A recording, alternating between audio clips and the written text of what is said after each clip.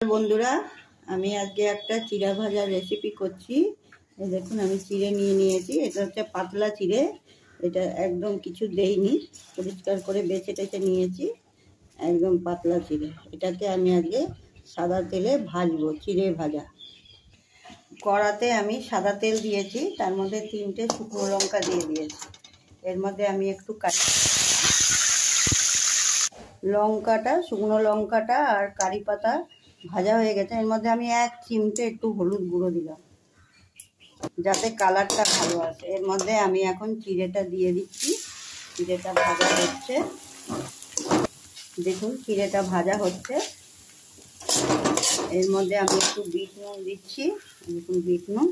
এর মধ্যে একটু বিট নুন ছড়িয়ে দিচ্ছি। আমি এর মধ্যে একটু বাদাম ভাজা রেখেছিলাম আগে ওই সাদা তেলে, সেই বাদাম ভাজাটা দিচ্ছি। এখন এটা একটু নাড়াচাড়া করে, এটা পাতলা চিড়া তো এক্ষুনি হয়ে যাবে।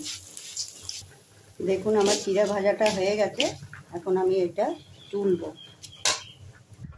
দেখুন বন্ধুরা, আমার চিড়ে ভাজাটা হয়ে গেছে।